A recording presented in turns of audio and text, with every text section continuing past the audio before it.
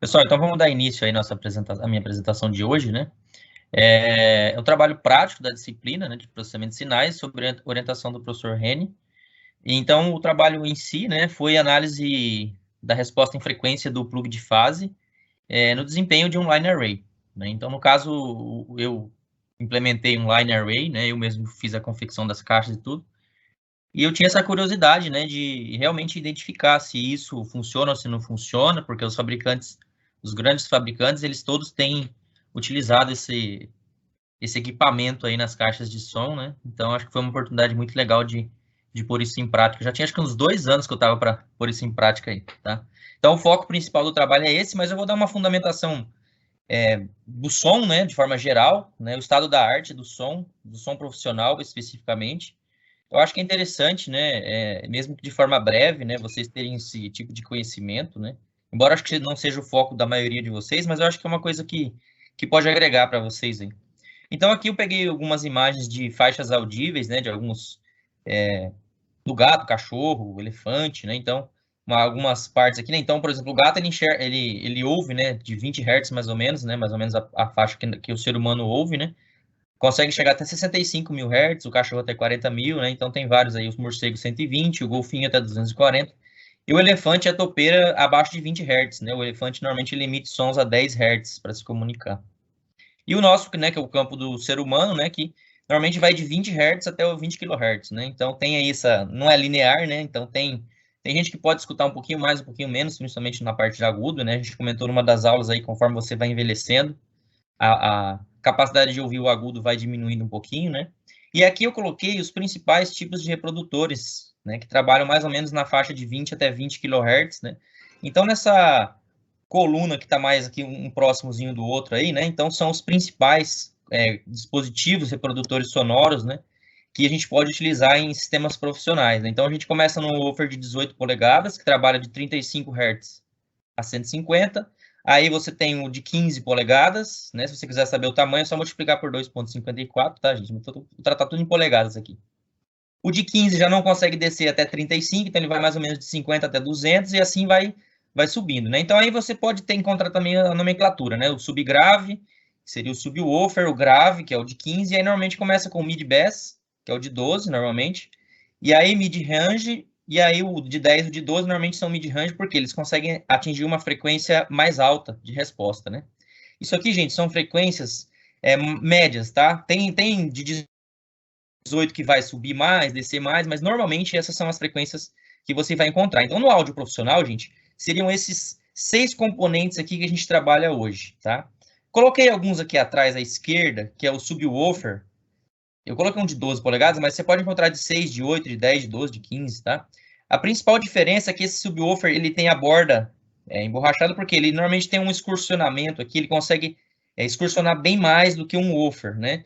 Então, esses woofers aqui, o de 18 vai chegar aí um excursionamento aí de 1 centímetro, e esse de 12, por exemplo, consegue chegar a 2,5 ou 3 centímetros de deslocamento de cone. Então ele consegue trabalhar até 20 Hz, né? Então, mas isso aqui no som profissional não é utilizado. Isso aqui é mais em carro, né? E aí tem também o Twitter, né? Que também não é mais utilizado em som profissional. Até o professor comentou um TCC que ele orientou. O Twitter também não é utilizado, mas ele é um dispositivo que consegue responder de 4 kHz até 20 kHz, né? Então, no áudio profissional, normalmente a gente utiliza 3 vias. Você vai trabalhar com um falante de 18 normalmente, em caixas duplas normalmente, tá? Que vai cobrir aí da faixa de 35, não chega até 150, vai trabalhar até uns 120 no máximo, tá? Quanto menor a faixa, melhor vai ser o desempenho desse equipamento aí. Depois você vai trabalhar com ou um mid-bass ou um mid-range aqui, vai depender do que você está querendo trabalhar, né? Para cobrir, então, da faixa de 120 até uns 1.200 a 1.500. E depois vem o driver, gente, que eu comentei já nas aulas, né? Só para vocês entenderem melhor o que é um driver, acho que não sei se todo mundo conhece um driver. O driver, ele parece a parte do ímã de um alto-falante, só que ele tem uma corneta acoplada na frente, que é um dispersor de ondas, né? Então tem dois tipos, né? Tem o fenólico e tem o de titânio. Aí eu coloquei o que muda aqui à esquerda, esse diafragma, é a forma do material que ele é composto. Então, dentro desse ímã aqui, ele tem esse diafragma. O fenólico, ele usa um material mais pesado. O titânio, realmente, o nome já é um dispositivo, ele é feito de titânio mesmo, isso aqui.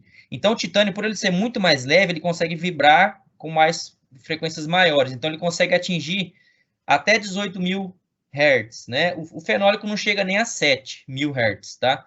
Então, por isso que hoje em dia não se usa muito o driver fenólico em dispositivos profissionais, porque a gente não trabalha com Twitter mais. Nos próximos slides vai ficar mais claro essa questão aqui que eu quero passar para vocês, tá? Então, hoje em dia, você teria que trabalhar com um alto-falante de 18, por exemplo, um de 12 e um driver de titânio conseguindo cobrir mais ou menos aí de 35 Hz até uns 18.000 Hz, porque abaixo disso e acima disso, num campo aberto, também você nem consegue muito perceber a diferença, tá? Então, é mais ou menos essa faixa aí. E aí, não é uma regra, mas esses 5x, 10x e 15x, é que quanto mais baixa a frequência, 5x seria o tamanho máximo do campo que você vai trabalhar em frequência. Então, por exemplo, se eu trabalhar com um falante que começa em 35, eu poderia, no máximo, multiplicar por 5, daria então 5 vezes 35 a frequência de trabalho máxima desse cara. Claro que não vamos chegar no 5x, tá? Aqui, quando você começa a trabalhar aqui na faixa dos mid-bass ou mid-range, né, você pode trabalhar com 10 vezes, né? Então, por exemplo, se eu trabalhar em 120, começar em 120 Hz, eu posso cortar ele em 1.200 Hz, né? Então, esse cortar que eu falo aí para vocês é tão comum para mim falar cortar que é um filtro, tá? Um filtro passa baixa, um filtro passa alta. Então, normalmente no áudio profissional, os processadores de sinais, eles trabalham com o Link-Width Relay, né, que o professor até abriu numa das aulas, o Butterworth e o Bessel. Esses três que normalmente vêm implementados nos dispositivos de DSP que você encontra, né? Esses três aí são os principais. E aí você pode escolher a intensidade do filtro. Então, eles vêm rotulados em dB. Então, você pode fazer um corte em 6 dB por oitava, 12 dB por oitava, 24 dB por oitava ou 48 dB por oitava. Então, essas são as faixas que os processadores de sinais utilizam hoje, tá? Depois, se vocês tiverem alguma curiosidade, a gente pode voltar aqui em qualquer detalhe, tá bom? Aqui, pessoal, a dispersão de um gerador de sinal, né, a princípio, né, ela é esférica, tá? Então, se a gente tivesse um dispersor aqui, né, um ponto gerando sinal nesse pontinho azul aqui, se a gente for considerar, então, a área da esfera, né, então a fórmula é 4π raio ao quadrado, né? Então, se a gente considerar o raio 1, então aqui daria 4π, né, a areazinha aqui. Não é quadrado, né, gente, mas é só para a gente exemplificar. Se você dobrar o raio para 2, quer dizer, então ficaria 2 ao quadrado. Então, de 1 iria para 4. E aí, se você pegar o raio de 2, né, aqui não está o 4, mas se você pegar o raio de 2 para 4, então ele iria para 16. Então, a cada dobro de raio que você tem da fonte emissora, você vai ter um decaimento de 4 vezes a energia que você vai ter captada, né? Então, ou 6 dB, tá? Então, o dobro da potência é 3 dB, desculpa, e 4 vezes a potência seriam 6 dB. Então, por padrão, o decaimento do sistema sonoro e luminoso também, né? Tem até experiências aí, se você pegar uma lanterna, né? Você medir a distância 1 metro, 2 metros, você vai conseguir perceber essa lei aqui, a lei do inverso dos quadrados da distância, né? É uma lei bem consolidada aí da engenharia. Então, qual que foi a mágica, né? Qual que foi a mágica do princípio do sistema que eu vou comentar com vocês hoje? A mágica é a seguinte: você tem que tentar fazer essa fonte que está gerando o sinal, não dispersar ela pelo menos na vertical. Você pode manter a dispersão horizontal, mas se você não dispersar ela na vertical, você vai concentrar o sinal só em uma faixa, que é justamente esse desenho aqui. Então, se eu tiver uma fonte emissora aqui nesse eixo pretinho aí, né, se você veio pegar o raio 1, ele vai ter uma área A, se você pegar o raio 2, ele vai ter 2A. Então, quer dizer, a cada dobro de distância, você não vai cair 6 dB, você vai cair só 3 dB. Então, a ideia dos line arrays, né, que são as caixas de som que a gente vai ver na sequência, é justamente aproveitar esse princípio aqui, para não ter um decaimento de 6 dB a cada dobro da distância. E isso aí, na prática, faz muita diferença, tá, gente? Aqui um exemplo típico, né, de um sistema que trabalha com line array, que são essas caixinhas compridinhas, que todo evento que você for hoje, eu não tenho nenhum mais, pelo menos muitos anos que eu não vejo nenhum evento que não seja com esse tipo de caixa acústica, né? Então, essas caixas superiores são os denominados line arrays, e aqui embaixo seriam subwoofers, né? Então, aqui é uma frequência mais ou menos que eles trabalham, tá, gente? O subwoofer trabalharia numa frequência de 35 a 100 Hz, mais ou menos. E as caixas superiores, ela trabalha com 2 dispositivos, né? O subwoofer trabalha apenas com um alto-falante de grave, pode ser 18 polegadas normalmente. Já os line arrays aqui, eles trabalham com 2 ou 3 equipamentos aqui dentro, né? Eles têm essa tampinha para você não ver o que está ali, mas normalmente é ou um falante de 10, ou de 12, ou de 8, mais o driver de titânio, né? Junto com o guia de ondas. E aí a faixa de operação dessas caixas superiores normalmente é de 100 Hz até 17.000 Hz. Porque acima disso você também nem consegue muito ouvir, tá? Então, mais ou menos essa é a frequência de trabalho aí que um sistema desse opera, tá? Aqui alguns exemplos profissionais de line arrays, tá? São marcas bem consolidadas no mercado. Tem a Nexo e tem a JBL. Acho que a JBL é mais conhecida de todo mundo, né? Faz dessas caixinhas Bluetooth aí. Então, aqui a gente tem o Nexo modelo 1210, que é o que eu baseei para fazer o trabalho, né? Eu fiz um clone desse dispositivo que fica bem à frente aqui, um alto-falante de 12 polegadas, aqui uma corneta acoplada, né? Um guia de ondas, com o driver que está lá dentro da caixa, não dá para ver. Então, foi esse plug aqui que eu baseei para fazer a implementação do trabalho, né? Para verificar por que esses caras usam isso, qual que é a vantagem prática, né? Qual que é o ganho real disso aqui, fazendo os testes, né? E aqui são dois exemplos de caixas da JBL. Essa primeira, gente, é descontinuada, né? A VT4888, ela não usava plug de fase. E aí eles relançaram essa caixa com um plug de fase, né? Se vocês observarem, tá com a tampa essa do meio que é descontinuada, mas ela não tem plug de fase, tá? E a de baixo, ela já tem o plug de fase, ó. Ela tem essa tampa aí do alto-falante, são falantes de 12 polegadas, né? São dois falantes de 12 polegadas. E não tá aparecendo aqui, mas aqui na parte central, tem dois alto-falantes de 5.5 polegadas do lado que eu tô passando o mouse e mais dois do outro lado aqui. E aqui na parte interna, essa parte mais clarinha, ela tem dois drivers de compressão de titânio, tá?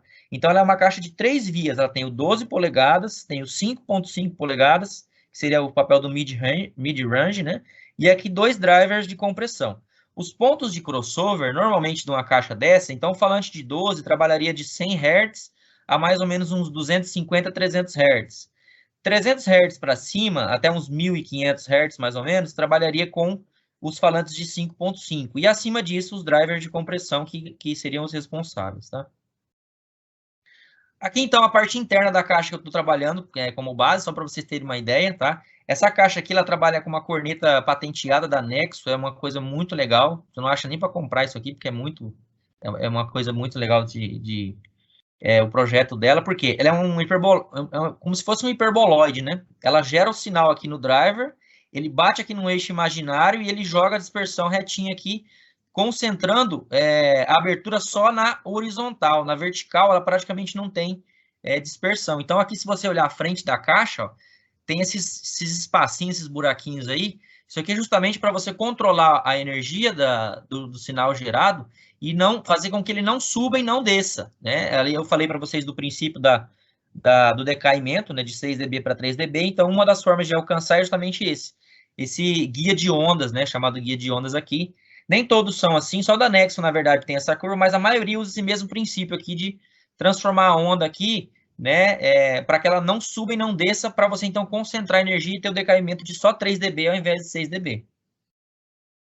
Aqui é uma breve análise aqui sobre a questão do acoplamento acústico.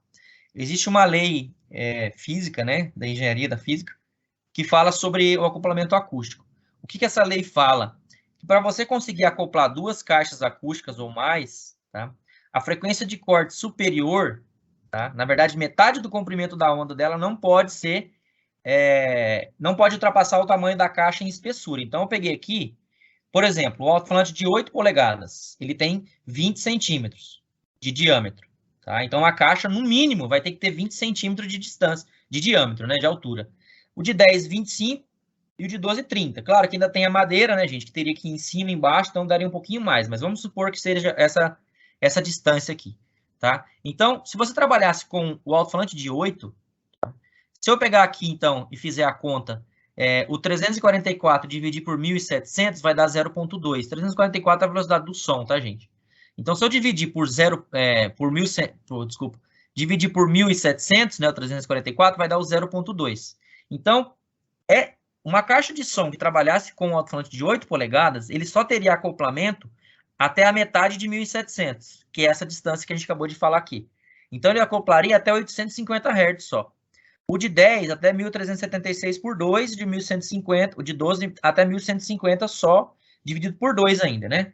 Então, Se não tivesse esse meio aqui, beleza, né? Então, eu teria acoplamento até 1150, mas, na verdade, ele fala que o acoplamento é o meio comprimento de onda da frequência mais alta que você vai trabalhar naquele reprodutor. Então, aqui no caso, o plug de fase, qual que é a função dele? Ele transforma o alto-falante de 12 polegadas, na verdade, ele transforma um centro acústico em 2. É como se fossem 2 falantes de 6 polegadas trabalhando um do lado do outro. Então, quando você faz isso, né, transforma um centro acústico em 2, você reduz o tamanho pela metade, né, do centro acústico. Então, era 30 centímetros, passa a ser 15 centímetros. Com isso, você conseguiria acoplamento até 2.300 Hz por 2. Então, 2.300 por 2, então, acoplaria até 1.150 Hz, tá? Então, a caixa de som que a gente vai trabalhar, ela trabalha com alto-falante de 12, que ele é como se trabalhasse 2 de 6 polegadas. Então, ele daria um acoplamento até mais ou menos 1.150 Hz. Aquela caixa da Nexo que eu falei para vocês que eu uso como padrão, o ponto de crossover dela é 1.100 Hz, tá? Então, o alto-falante de 12 vai até 1.100 e o driver vai a partir de 1.100 para frente, tá? Justamente para respeitar esse princípio aqui do acoplamento de som. Alguns fabricantes trabalham até com 1.000 Hz, tá? Para ter um acoplamento ainda maior, mas essa mais ou menos é o padrão. Aqui, gente, por que não usar 2 de 6 polegadas, tá? Normalmente tem a questão do preço, porque você vai ter que comprar muito mais equipamento, e tem a questão da potência, porque o alto-falante de 6 polegadas, ele vai ter uma bobina menor, né, de 2 polegadas, porque um de 12 trabalha com uma de 4 polegadas, então a potência vai ser menor, a sensibilidade, né, vai ser menor, então ele vai gerar menos energia, menos pressão de som, tá? Trabalhar com 2 de 6. Embora alguns grandes fabricantes tenham desenvolvido falantes de 6, que são muito eficientes também, mas por padrão, o de 6 polegadas, ele é bem menos eficiente, né? Se eu pegar 2 de 6, ele seria, por exemplo, metade da eficiência de 1 de 12, por exemplo, tá? Aqui, gente, outra questão que eu achei bem interessante mostrar para vocês é a questão da dispersão dos sons graves. Os sons graves, eles tendem a ser omnidirecionais, tá? Quanto mais baixa for a frequência de um som, mais omnidirecional ele é. Então, eu peguei aqui umas imagens para mostrar bem isso para vocês. Se você pegar uma fonte emissora de som que trabalha a 30 Hz, né, ela vai emitir, então, um som praticamente em 360 graus. Conforme você vai subindo a frequência de trabalho, esse som tende a ficar direcional. Então, ao lado esquerdo de cada figura dessa seria a parte traseira da caixa e a parte direita seria a frente da caixa. Quando você começa a subir a frequência, 76, 91, no 102 Hz, você vai observar já que a frente da caixa ela começa a ter uma forma maior do que a parte de trás da caixa, tá? E se você for aumentando ainda mais a frequência, ela vai ser cada vez mais direcional e menos omnidirecional, tá? Então, essa é a regra, principalmente para sons graves. Aí tem até umas coisas muito legais aqui sobre essa parte de estudo da parte do grave, né? Eu vou falar bem rápido, porque também não é o foco, né? Mas a gente tem hoje agrupamentos de caixas de grave que tentam fazer com que o som não seja disperso 360 graus. Por quê? Qual que é o problema, grande problema disso? O palco está atrás da caixa, normalmente. Normalmente não, sempre, né? O palco está aqui atrás da caixa. Então, o som que você gera para frente é o mesmo que você gera para trás. E aí, para você trabalhar aqui em cima do palco com microfone, tudo quanto é coisa ali, é um transtorno da microfonia. Então, a ideia é você usar os arranjos de caixa para gerar o som só para frente. Então, aqui tem um exemplo de arranjo que eles chamam gradiente. Se vocês observarem a dispersão, né, a parte vermelha o sinal mais forte, né, a intensidade mais forte. Conforme vai ficando para o azul, vai ficando mais fraco. O que foi feito nesse exemplo, gente? Eles usaram 2 caixas de grave, uma para frente e uma para trás. A caixa que vai para trás, ela tem a polaridade invertida e normalmente tem eles diminuem 1 ou 2 dB na pressão sonora. E aí, então, você consegue fazer com que atrás aqui no palco, ó, você não tenha tanto sinal de grave, tá? Isso aqui ajuda muito. Claro que você paga o preço de a frente, acaba tendo um pouco de redução na pressão sonora, mas dependendo do ambiente que você vai trabalhar, você não precisa de tanta pressão sonora assim também, tá? Então, é uma outra área de estudo também, que também tem a ver com o processamento de sinais, que é muito legal. E aqui uma segunda forma de organizar a parte dos graves é o cardioide ou endfire também. Quando vocês forem num evento que tiver 2 fileiras de caixa de som, aqui ficou bem pequenininho, gente, não sei se está dando para ver. Vocês estão conseguindo ver aí onde eu estou passando o mouse aí, ó? Estão conseguindo? Sim. Perfeito. Pode ir adiante que está claro. Tá, então é o seguinte, ó. Isso aqui seriam subwoofers, seriam caixas, né? Então, a gente tem 5 caixas aqui na frente e 5 caixas aqui atrás. Isso aqui a gente chama de cardioid ou endfire, tá? Essa parte vermelha é a questão da dispersão, é a pressão sonora gerada, né? Então, o que acontece aqui? As 5 caixas que estão mais à frente, elas estão trabalhando de forma normal, não tem nenhum processamento no áudio que chega normal, ela vem normal. Agora, essas 5 que estão atrás, elas trabalham também viradas para frente, normal, tá? A frente é igual. Aqui a diferença é o seguinte, você vai inverter a polaridade dos alto-falantes dessas 5 traseiras, e normalmente você vai reduzir aí, você vai gerar um atraso aí na onda, que você vai trabalhar, tá? Então, aí, o que você consegue fazer, gente? Você consegue direcionar a onda toda para frente. Olha o raio, olha a área vermelha, como está a intensidade aí. Isso aqui representa, é um software de simulação, gente, ele chama Easy Focus, tá? Ele gera praticamente o grave todo para frente e bem uniforme. Olha aqui, essa partezinha quadrada atrás é o palco, tá? Então, ó, o sinal que vem para trás. Aí, só para mostrar como seria essa mesma configuração sem processamento nas caixas que estão atrás, olha o sinal que geraria no palco aqui, ó. Isso aqui ficaria um caos para você conseguir gerenciar microfone e tudo quanto é tipo de equipamento, tá? E aí, um outro exemplo aqui, quando você não trabalha com essa organização Endfire aqui. Quando você começa a distanciar as caixas de grave, né? Então, você começa a ter buracos na resposta, né? Ó. Então, esses 2 buracos, quem tivesse aqui assistindo o show nesse buraco azul aqui, praticamente não ia sentir grave nenhum, tá? Então, você vê que você manteria só uma faixa central e as bordas aqui, que normalmente o pessoal nem fica muito nessa parte aqui dos lados das caixas, né? Então, hoje em dia, se você for num show, gente, esses shows maiores, pode ter certeza que vocês vão ver alguma coisa nesse sentido aí, ó, que seria, então, esse cardioide ou endfire aí, tá? Isso aqui é o que é utilizado hoje para reprodução de graves, tá? Aqui já entrando agora, então, no meu trabalho propriamente dito, eu fiz o plug, então, usando o alto-falante, com gesso, moldei ele na mão com estilete, os negócios que eu tinha ali, fiz uma caixinha de papelão, comprei silicone azul, o professor até perguntou por que é azul, falei, não sei, porque o pessoal usa azul, e aí, então, fiz o molde, e aí o plug, realmente, ele é de resina poliéster. Então, eu coloquei a resina aqui no plug, espero secar, tiro ele, e aí a parte para suportar ele, né, eu fiz com plaquinha de PVC de 6 milímetros, colei com uma cola muito doida lá, que cola esse material aí, é uma cola bem, é tipo um super bonder de madeira. Aqui foi o plug final, né? O alto-falante ficou tudo sujo de gesso, né? Então, você nem imagina como que eu fiquei. Aqui, então, o setup, né, que eu trabalhei, eu tenho essas caixas aqui. Eu tenho 8 caixas, mas eu só usei 4, porque eu só fiz 4 plugs de fase. Então, ele trabalha com falante de 12 e o driver de compressão, com um guia de ondas aqui. E o amplificador que eu trabalhei foi um da Etelge, né, uma marca de fabricante nacional, de 8.000 watts RMS. Aqui já é o local do teste, né? Os testes foram feitos numa chácara de um colega meu, lá na cidade dos meus pais, interior de São Paulo. Então, usei 4 caixas de som. O microfone está aqui na frente, não sei se está dando para ver bem. É um microfone RTA M da DBX. Aqui tá, acho que possivelmente está em 1 ou 2 metros, tá? Eu tirei essa foto só para mostrar para vocês como ficou. Aqui ainda estava sem o plug na frente dos alto-falantes, porque eu medi sem o plug, depois medi com o plug. Nessa outra caixa, nessa outra foto, dá para ver o tamanho que era o lugar aqui para conseguir medir, porque eu tentei medir na minha casa, minha mãe ficou doida, já não queria deixar medir mais nada lá. É muito alto, realmente é um som muito alto. E aqui peguei a caminhonete do meu pai emprestada para carregar esse monte de coisa, né? Foi uma coisa de doido, né? Mas deu certo. E aí aqui então eu fui distanciando o microfone da caixa. Eu medi mais ou menos aqui no meio das caixas, porque foram 2 para cima e 2 para baixo. Coloquei mais ou menos na metade aqui. Aqui não está dando para ver, mas tem uma mesa de som USB aqui, aqui na tampa da caminhonete, ligado no computador. Eu usei o software Audacity, ou Audacity, não sei como pronunciar direito, para ir captando o som. E aí eu ia medindo aqui da caixa 1 metro, 2 metros, 4 metros. Consegui medir até 16 metros, tá? Então, medi 1, 2, 4, 8, 16 sem o plug na frente. 1, 2, 4, 8, 16 com o plug na frente. Aqui, então, eu só estou reforçando, né? Então, o alto-falante é um da Oversound, que é um fabricante nacional de alto-falantes profissionais.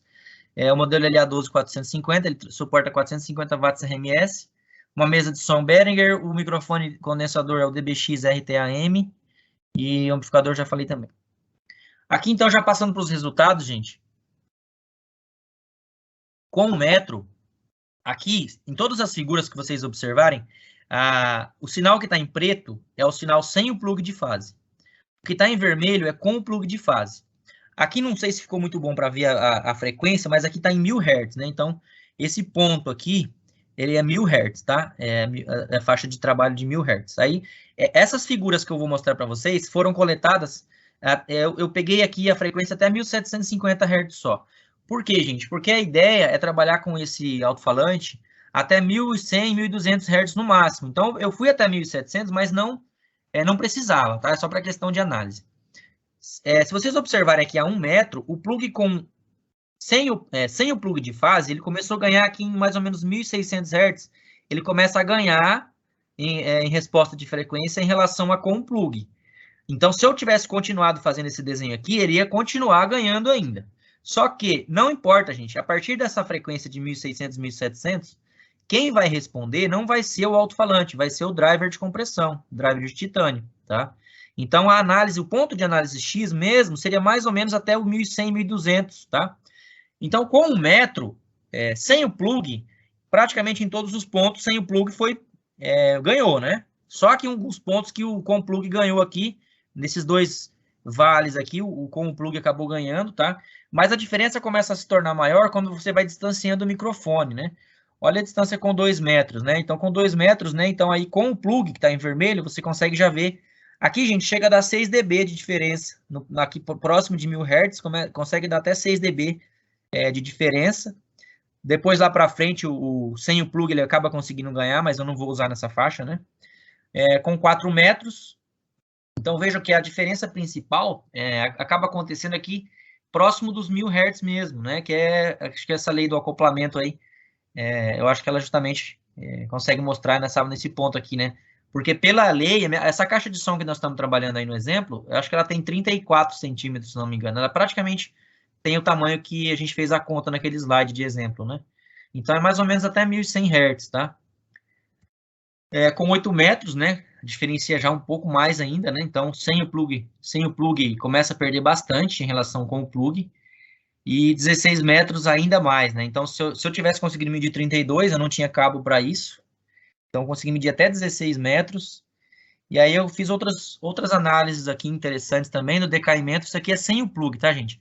Então, o azul é 1 metro, vermelho 2 metros, verde 4, amarelo 8 e preto 16. Tá? Então, esse é o decaimento da medição, né? Sem o plug de fase na frente da caixa. E aí, agora, com o plug de fase, né, o decaimento das duas. Se eu passar bem rapidinho, se eu ficar alternando rápido, ó, vocês conseguem visualizar que com o plug de fase, né, a onda, a pressão sonora, né, ela é mais alta, né? Isso aí dá coisa de pelo menos 3 dB a mais. Aí eu fiz uma outra aqui para comparar mesmo. Se vocês olharem aqui, essa figura esquerda, superior esquerda, ela é sem o plug de fase.